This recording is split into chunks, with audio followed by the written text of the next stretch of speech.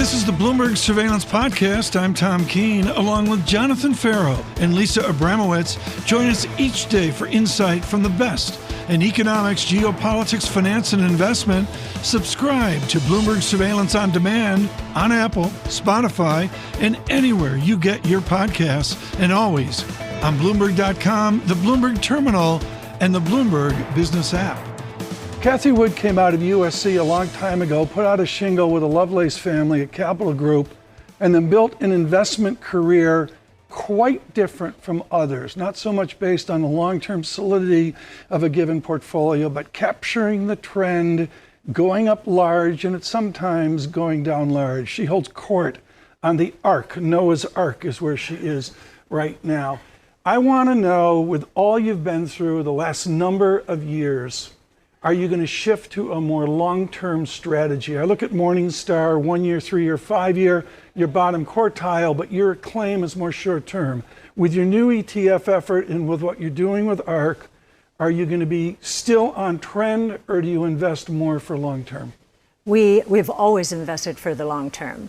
And what interrupted what was a very nice move up in innovation stocks, especially disruptive innovation, was a massive increase in interest rates, the likes of which we have never seen. Of course. 24-fold increase. So all long duration assets, especially in 2022, were destroyed, including bonds, which are usually a flight to safety. They had their worst year last year since the 1700s. There's no way in that environment that our strategy would have done well. But I do think that what's happening this year is that the market is starting to look over the Fed's moves, whether there's one more or not, into falling interest rates. You know, we started underperforming in 21 just with the anticipation of rising rates, and even more so in 22. So how are you going to change? I want to know how you're going to change the sobering quarters you've been through. What is the new Cathie Wood approach to macroeconomics, frankly, pandemic economics, intruding on your belief in innovation? If anything, innovation gains traction during tough times. And if you look at how the reason our portfolios are outperforming this year is... And they are. It is because they are gaining share in what is becoming a difficult environment. Right? And so one by one, we're going to earn our way back. And it's all about revenue growth, margin expansion. Okay. In the Wall Street Journal, they do a fabulous thing with old farts like me, and it's people with over $5 million, and they believed in Cathie Wood. To a person, those retirees bought innovation, they bought tech, they bought Apple, and they didn't listen to financial TV or radio. Can you do the Cathie Wood approach for 1, 3, 5 years, given the volatility you've seen? Yes, I think we're on the other side of that massive interest rate increase, which did destroy a lot of performance.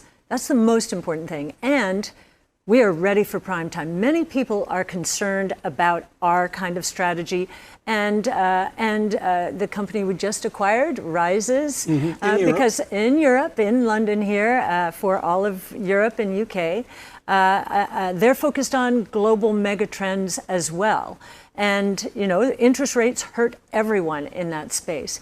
If we are right, and rates are going to come down at some point in the next year, you know, the market is a discounting mechanism, then I think that the muscle memory that hurt our strategy, and it all has everything to do with the tech and telecom bust, and people thinking, oh my gosh, are we here again? No. What happened during the 20 years that ended in the tech and telecom bubble is the seeds for what is happening now were planted. Yeah. And this, Jon, is really important, and that the profitability stream down the income statement of new tech is very different than 2000 tech. Let's talk about EVs. Yes. And not just Tesla. Yes. Is it good news for Tesla what's happening in Detroit right now? Yes, because if there's a strike, of course, there will be more production shortfalls. I think that there's just now the supply chain has freed up, so unfortunately we'll have all kinds of questions about that.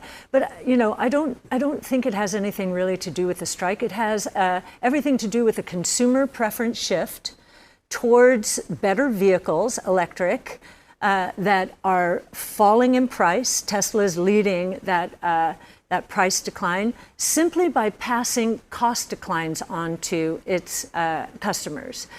So I think that's what's good for Tesla. The complaint we hear is that people can't afford these vehicles. What we're seeing in the news changing. In the UK, as you can see, Rishi Sunak is pushing back targets to get rid of all of these internal combustion engines to 2035 from 2030. Are we being unrealistic about this transition and how difficult this is going to be? No, we do not think so. We actually, the total cost of ownership, now this is in the United States, it's a little bit different here, but the total cost of ownership of an electric vehicle fell below that of a gas-powered vehicle about 2 to 3 years ago. Soon, sticker prices. Does that include insurance? Yes, includes insurance. Yes, as I said, local differences, but yes, in the United States, that does include insurance. And in fact, Tesla is so sure that its cars will have fewer accidents and fewer fatalities that it's willing to provide insurance. So yes, that does include everything, all in. You were at USC, you didn't get a B. Laffer called up Robert Kirby at Capital Group and said, just shut up and hire her. So you walk into Capital Group, which is the land of an R-squared and 98 Washington Mutual Fund Investment Company of America. Yes. Everything is completely diversified out. You're the polar extreme. They threw you out. You almost fell into the Pacific Ocean. They were so upset with you. So you go out and you say, I'm not going tight R-squared to SPX. I'm going out and do my own thing. Yes. People have prospered off of innovation and technology. How does that continue in America? Can you be less diversified and win 5 years out? Well, you mentioned Capital Group, and that is where I did start my career. And that is where I saw tremendous research and a long-term time horizon. So really what we're doing with ARK is just going back to the future. My initial experience, which was in the late 70s when I was in college, and we're doing deep research, first principles based, white sheet of paper. But you're away from an R-squared like Washington Mutual or the other funds. What's your R-squared right now? To be honest, the correlation of our performance to broad-based benchmarks is very low. For better or worse, what it tells our clients and prospective clients is we have a very good diversification strategy. Our funds, the active weight, if you're comparing to MSCI World or S&P or NASDAQ, the active weight is less than 5%. So really good diversification strategy focused on companies that are going to transform the way the world works. We look at the broad-based benchmarks, and sure, there are companies that are sustaining innovation like an Apple, but they are not going to transform the way the world works from here. Our companies are. Cathie, thank you. Cathie Wood of ARK Invest.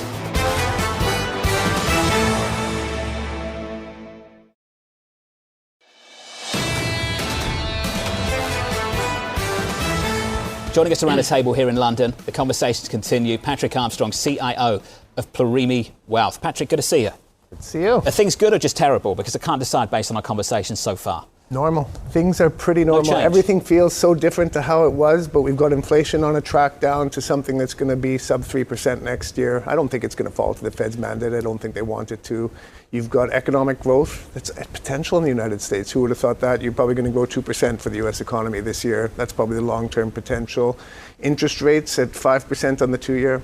It's pretty normal. Doesn't seem normal over recent years, but we're in an environment where things are pretty normal. We're going back to the old normal. I think we are going back to the old normal. I think inflation is going to prove to be persistent, sticky, with intermittent spikes, just because the big picture issues are populism and protectionism from governments, and that's just by its nature inflationary. You've got unions coming back like the 70s, maybe a little bit. You've got job seekers having some power. That's inflationary. But you've got disinflationary forces coming from China, and you've got Fed policy at a point where it is restrictive. So all of those things normal. Your charm is your truly cross-asset. At the margin, how are you changing your cross-asset allocation into the fourth quarter? So what we've done over the summer months is we've marginally reduced our equities that have just kept drifting to overweight. We wanted to have neutral weight, but just as equities have performed so well, they kept moving overweight. We've moved marginally underweight now. Not so much that we're worried about equities, that we're getting pretty compelling returns on tips right now, that you're getting a 2% real yield. And like I said, inflations are still a risk in the long term, but I'm getting the duration there. If we do fall into a recession, we'll see lower yields on conventionals, and tips will benefit from that. So talk to our audience on radio and television here, and particularly across America. How does Patrick Armstrong utilize the 10-year inflation-adjusted yield or the 5-year inflation-adjusted yield? How do you use that as a tool to have confidence in market allocation? Well, the 10-year break-even is 2.3%. And my view is we're going to have persistent above Fed target inflation. So I want to be hedged against that. I'm happy to get a real yield of 2%. You put your capital at risk to preserve capital as a starting point and grow the purchasing power of that over time. The tip provides that to you right now on the 10-year. So I like duration there. But you're being compensated with really high yields on, we talked about Diamond. Yeah. JPMorgan bonds, I'm getting 6% on a 2-year, and that's almost a That's a Chris Whalen moment. Yeah. He's channeling Chris Whalen, those JPMorgan preferreds, Whalen would say. Should we do single names? A lot of people at the start of the year were getting jacked up on LVMH. Portfolios. I was one of them. You were too. You backed away. Yeah. You stepped away. The poster chart of the European market now is Novo Nordisk. Where are you on that? That's my biggest stock right now. And again, it's come from drifting. The pandemic used to be COVID. The pandemic's obesity and diabetes in the West. And Novo Nordisk and Eli Lilly, they don't have monopoly positions, but they got the dominant share here, growing earnings. If luxury come in enough off China gloom, Bernstein, I believe, was out with a note overnight saying we've got some ratios of luxury back to 2008. Is it pulled back enough for Patrick Armstrong? No, almost. So I sold LVMH in March. It was at 32 times forecast earnings. We're now in the mid-20s. I bought it in October the previous year when it was at 21 times. That's a small premium to the market multiple. That's where I'd like to buy it. So I think it's fair. Folks, right there, we don't do much equity chat because, you know, who cares? The answer is what you just heard there from Patrick Armstrong is a clinic on how you bracket a beloved dominant stock. I was with you. We were talking about it when you backed out of LVMH. You kept Hermes, though. We did, yes. Why was that? Well, I didn't want to move against what I still think is the dominant trend is the spending power of high net worth individuals and also the immunity to input prices. Rishwan talked about inflation hurting spending power of people, but the input prices are things that are hurting mass market retailers, and it doesn't impact the high-end luxury. So what's a distinctive feature of the Dumas family at Hermes? What are they doing differently? Bloomberg Intelligence, Deborah Aitken is just brilliant on this, and she singles out a few of these names. What is the Hermes model that makes them different from 47 other luxury brands? The leather goods part of it is incredible. The margins, the growth they get there, and people pay up for that. And there's just waiting lines of queues for that side of things. But it's their brand management, the Hermes scarves and ties, and the leather goods. It's all, We touched on it briefly. Let's finish there. Novo Nordisk. We're already up 40% this year. The stock's been climbing for 5 consecutive years. Can you spend just a little bit of time, a couple of minutes, just outlining how big this opportunity actually is? Well, it was a vanity-type drug, their weight loss. It is a vanity product, basically, that people in Europe, America, and China... It hasn't worked. They spent the money to look good, feel good, but what they found is that the heart disease and the benefits on that, it may become an insurable product as well. So that just expands the potential market where you're not just getting vanity uses, but health uses, which may be insurable as well. So heart and stroke disease, it does expand the market a lot because it's an expensive product that a lot of people can afford. It may move much more mass market because of that. The run on this stock, Tom, has been phenomenal. Absolutely phenomenal. I'm not sure where we are right now versus LVMH, but certainly at one point earlier this year, it was bigger than LVMH, right? I think it's bigger right now. They're basically the same market caps. Can there be European exceptionalism without technology? The way we trumpet Apple and the other 18 stocks. Well, Novo Nordisk, I think, is a form of US exceptionalism. It's just the wrong kind of US exceptionalism, right? Yeah. It's buoyant, to say the least. It's exceptionalism is very clear in US in technology. Europe can compete in healthcare. It's shown no ability to Quickly, do are this. you buying big oil? You buying big oil here with $100 a barrel? Basically, there's going to be more oil consumed in the next 3 months. We've already had more oil consumed today. Single best buy. Come on, Patrick Armstrong, single best buy, big oil. EOG, I like, rather than the integrated exploration production. Patrick, good to see you. Patrick Armstrong of Plurimi Wealth.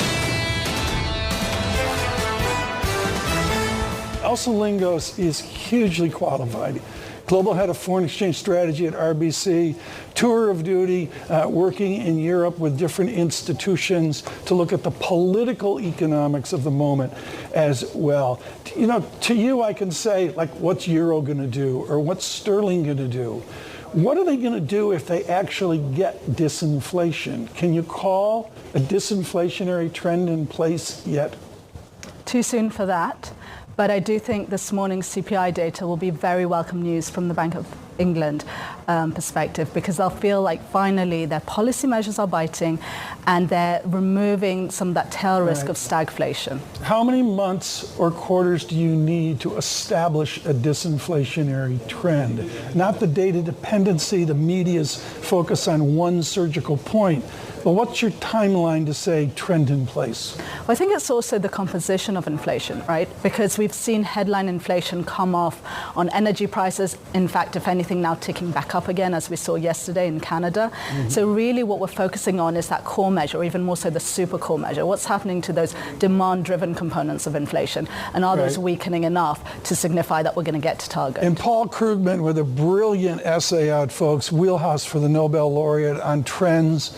He looks at disinflation, and I love what he says about plain vanilla inflation. Jon Ferro's family in England is living plain vanilla 6% plus inflation. Do people like you and these elites, do they look at plain vanilla inflation? I mean, you see plain vanilla inflation across the board, right? And I think that's the important part about the current rise in energy prices. Because for all that central banks like to look through those and focus on core inflation, if headline inflation goes up, comes down a bit, goes up again, because oil prices or commodity prices don't really come off, what does that mean to your average consumer? Their kind of lived experience is that prices just keep going up. I can't believe we're sitting here and we've got this note from not the Bank of England, from the Goldman Sachs team on the Bank of England, suggesting we're done here when inflation is in the high sixes. Can you make sense of that for our audience? If we were in the high sixes in the United States, we'd be talking about the prospect of a 50 basis point hike from the Federal Reserve this afternoon. Why are we talking about the Bank of England being done with inflation in the high sixes and wage growth pushing 8%? I think it's the wage growth that's more important, right? Because don't forget, the Bank of England looked through high inflation in the immediate aftermath of the GFC.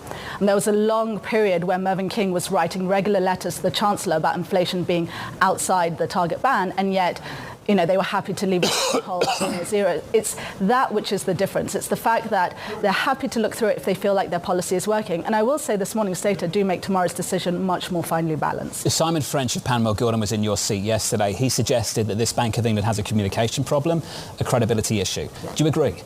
Yeah, it's hard to say they don't. And I think more than anything, it's the inconsistency in the messaging that people struggle with. I mean, sure, this is a particularly difficult time to be forecasting. I think economists have struggled with that on the sell side and the buy side. But from the Bank of England's perspective, it's the fact that that message seems to change every month, rather than just sticking to this data dependency mantra. You speak 14 languages. You've got parchment and physics from Cambridge. I want you to talk about the physics of Christine Lagarde's speech at Jackson Hole. You've lived the ECB theory, the ECB process, if you will. Is there any hope and prayer that the ECB can get away from the data dependency that she despises? Sadly, not really. And I think the reality is that you've got so many competing views on Governing Council. You saw that just over the weekend, right? They had that announcement last week, and then they already came out with voices saying, we should be doing more, we're not quite done yet. And it's that kind of cacophony of voices which ends up with the data dependency. Well, you two are expert on this, John. You've lived it as well as Elsa. And what I find fascinating here is the simplistic American view of Bundesbank versus Portugal. Now, it's not that way. You both know it's richer and more complex. To be honest, my good friend Christine Lagarde doesn't have a chance on this. There's no chance that they're going to take a more holistic, longer Philip Lane trend. Here's the difference. In policy. Under Draghi, who was not a consensus builder, he would bully the Governing Council into a corner and say, we're doing this. And he'd have to get the Bundesbank to come along. Lagarde is a consensus builder, but she gets an easy time of it now because Germany's the weak spot. Germany's the weak spot. Do you agree with that? And what I don't hear from the hawks on the governing council, they're not screaming rate hikes. They're not screaming rate hikes at all. So how much of a deal was there actually to strike on the governing council last week? People make out it was a deal between doves and hawks. The hawks that I'm hearing from aren't that hawkish at the ECB, are they? Well, they're a lot less hawkish than they used to be because, as you say, Germany itself is feeling the weakness. But also Draghi, in many ways, had to do that, right? Because it was a crisis situation and that forced his hand. Whereas now, we're not really there. We're kind of in a situation where central bankers have a bit more time to assess, to be data dependent, to build that consensus. I teased this a little bit earlier when we were assessing what was happening with sterling. And Lisa raised the question, I think it's a really important question to ask regarding the UK and sterling, but I think we can take this broadly to Europe and the euro. How important are rate differentials for currency pairs at the moment? When you see developments in the UK, is this kind of development meant to be sterling weaker or sterling stronger? What does it mean? Fully agree with Lisa that it's ambiguous, right? I've heard a lot of people, probably more from the sell side than the buy side, trying to talk up sterling as this carry trade. There's much better carry out there. I mean, if you really want carry, you're going to Mexico, you're going to Brazil. Like, the UK is not necessarily where you're going to get it. But at the same time, the fact that, like I said earlier, you kind of remove some of that tail risk of stagflation, that's a good thing. And from a policy credibility perspective, it's good that the Bank of England is finally seemingly getting inflation under control. What is your question for Powell today? You're in the press conference. McKee gives the last question. They go, Lignos, you're here. We'll give you one. What's your question to Jerome Powell today from your EU perspective? I'd be really interested to hear how he's thinking about the run-up in energy prices and the feed-through that will have to headline inflation. Oh, wait. Well, stop the show here. Halima Croft. Okay, you've got someone who's pretty good at this, right? Yeah. What does the wonderful Halima Croft... Halima, wonderful to see you. Thanks so much for stopping by. Halima Croft, what does she say about this move to 100? I think she's been bang on the money with that call. Now that we're there, it becomes a lot less obvious that we continue further from here. But she was very open and talking a lot about it earlier in the year, and markets were just ignoring it for a while. They were ignoring the supply cuts, the production cuts. We're here now. We feel the impact. Can Powell ignore this later on this afternoon? I mean, let's see. It's a very short intermeeting period between September and November. December is probably the time they need to make that call. Do you think the Bank of England can ignore it a little bit more? I'm just wondering, who is this more important to? Governor Bailey? Ultimately, Ueda? Powell? Ueda, we can almost forget about. The Bank of Japan are not doing anything anytime soon, and even when they do, it's going to be tiny. Now, I'd be most concerned in the ECB's position. Energy importer, you still have that regional difference between US energy prices and European, and they're the ones really that are facing the economic weakness. We are staggering beyond Duesenberg. Through Trichet, John mentions the wonderful Draghi of Italy and now Lagarde. Is the ECB a more mature institution now, or are they still making it up as they go, as they did when Marsing was there? And absolutely more mature. And, you've got to remember they've been now in existence for over 20 years. They've been through several crises that's knitted them together. But more than anything, the fact that it's the core now feeling the weakness, I think that John mentioned that. Naturally brings I didn't them mention together. that. John mentioned that. Jane Foley talked about the prospect of parity on the euro in the new year. Are you going there yet? Can we finish there? Come, we got news. Come on. We've had 104 for year-end forecast since the start of the year. And that hasn't changed. But we looked into 2024 and actually said, why should it stop here? Why should it bounce back? We've got 102. Could we get to parity? Sure, maybe. I just don't think we'll stay there long. Okay. Bold. Elsa, thank you. That's quite a call so far in the year. We'll see how we end it, but quite a call so far. Elsa, thank you. Elsa Lignos there of RBC.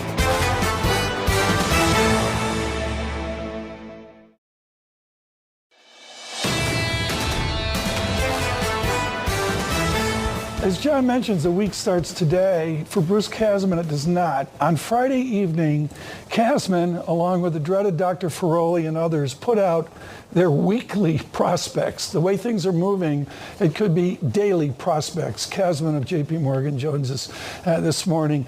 Bruce Kasman, what will you listen for from Jerome Powell today?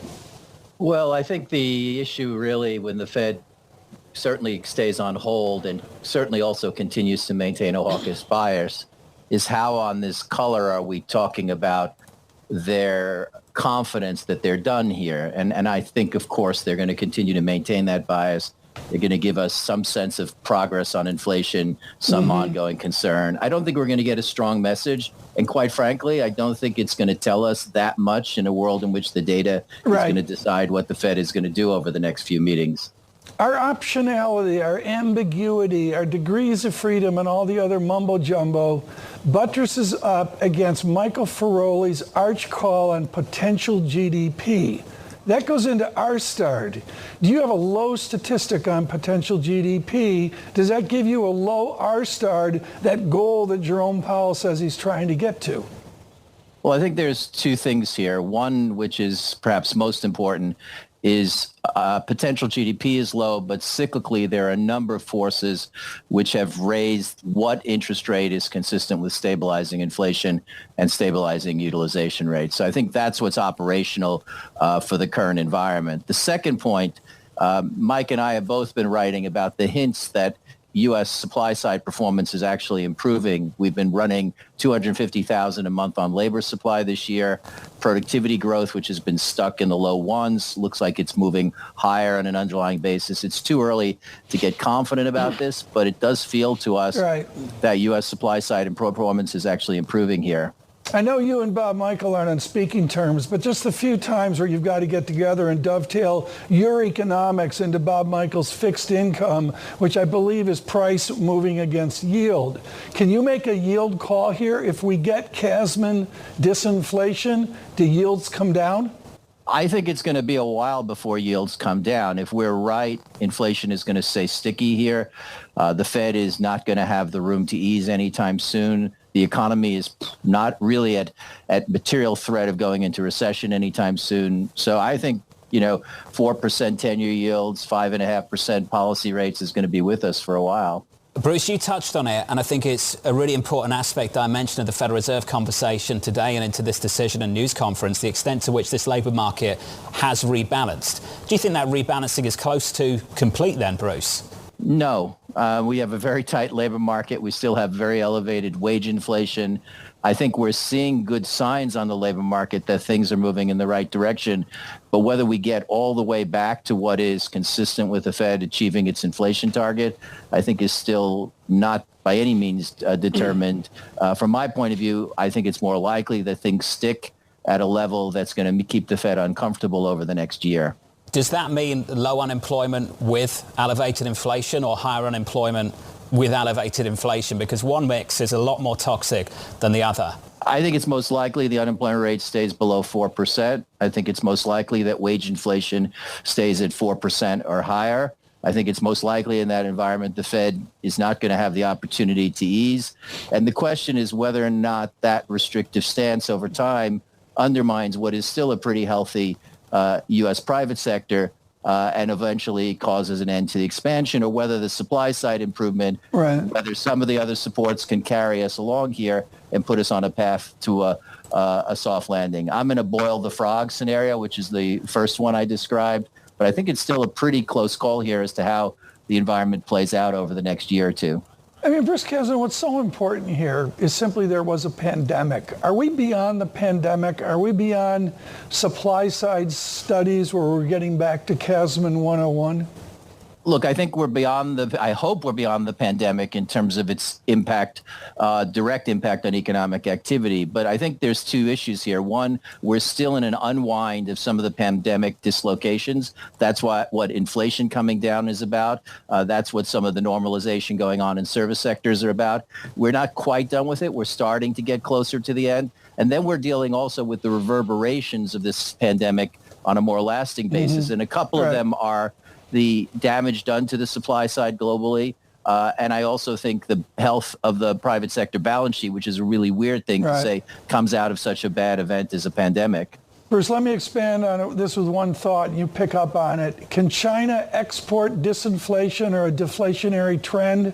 What does JPMorgan see of domestic China exported out across the world? I think China is exporting deflation and goods pricing to the rest of the world. Chinese production is picking up right now. You see import prices in Europe and the U.S. from China going down sharply. We think global industry is starting to pick up. China's benefiting from it.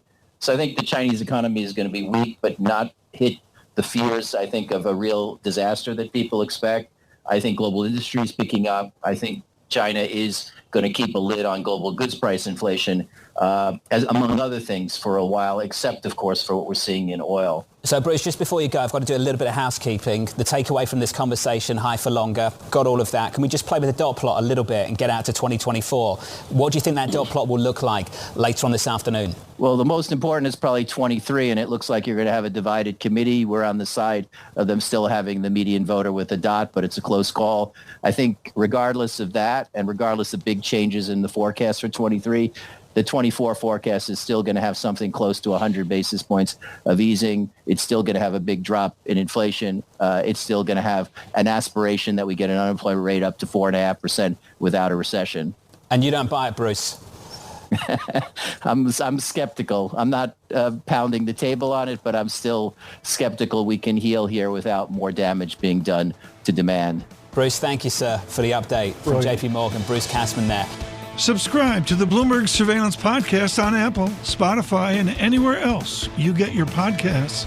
Listen live every weekday starting at 7 a.m. Eastern on Bloomberg.com, the iHeartRadio app, TuneIn, and the Bloomberg Business app. You can watch us live on Bloomberg Television and always on the Bloomberg Terminal. Thanks for listening. I'm Tom Keene, and this is Bloomberg.